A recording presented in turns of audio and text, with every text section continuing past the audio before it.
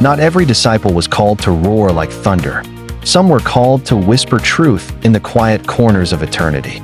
His name was James, called the Less, not because he was weaker, but because heaven measures greatness differently than men do. He walked beside giants, Peter, John, and his own brother. Yet his faith burned steady, hidden like a candle in the wind, refusing to die. While others spoke before crowds, James listened. While others sought signs, he served.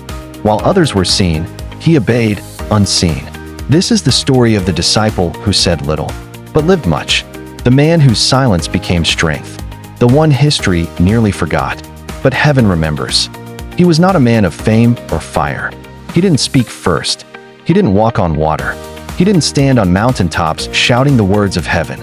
He was James the Less. Not less in worth, but less in recognition. He was the disciple few remembered, yet heaven never forgot. The son of Alphaeus, a quiet man of Galilee. Humble, reserved, observant. When others chased renown, James sought righteousness. He was likely kin to Jesus, perhaps a cousin, raised in the same dusty streets, hearing the same scriptures echo from the synagogue walls. And when Jesus called him, he didn't hesitate. He didn't ask for proof or glory. He simply followed. He wasn't chosen for his power. He was chosen for his faithfulness. James saw miracles unfold.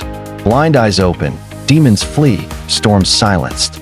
But his greatness wasn't in what he did. It was in what he became. For not all apostles were meant to lead multitudes. Some were meant to anchor them. When others debated rank, James stood silent, faithful, grounded, still. And in the silence, God saw strength. Because sometimes, the loudest faith doesn't shout. It endures. James the Less was there for the teachings others missed. He listened, not to argue, but to understand. When Jesus said, "The first shall be last," James didn't flinch. He lived it. He was one of the few who stayed close during the growing hostility. When following Jesus meant danger, he saw the crowds thin, the tension rise. And yet his faith didn't waver. He wasn't the voice of thunder like John, nor the rock like Peter, but he was the quiet stone that never shifted. In the upper room, he broke bread in silence. Eyes lowered, heart steady. He didn't demand to be seen. He only desired to serve. And though the world saw little of him, Jesus saw everything. Every act of loyalty, every silent prayer, every small moment of obedience that eternity would remember. Because greatness in the kingdom of God is often built in secret. James the Less was proof that God values character over charisma. And when the teacher's final hour came, the humble man of Galilee was ready to stand unseen and still not break. The day Jesus was crucified, many fled, some hid in fear, but James remained near the cross. He watched from the crowd, heart torn, mind reeling. The one he followed, now hanging between heaven and earth. He didn't speak. He didn't argue. He simply stayed. And in that silence, something changed.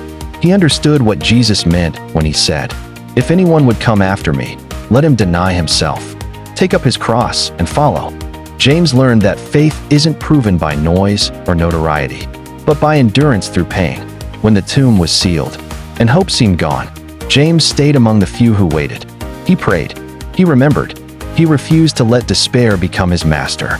And when the news came, "He is risen," the quiet man of faith felt vindicated.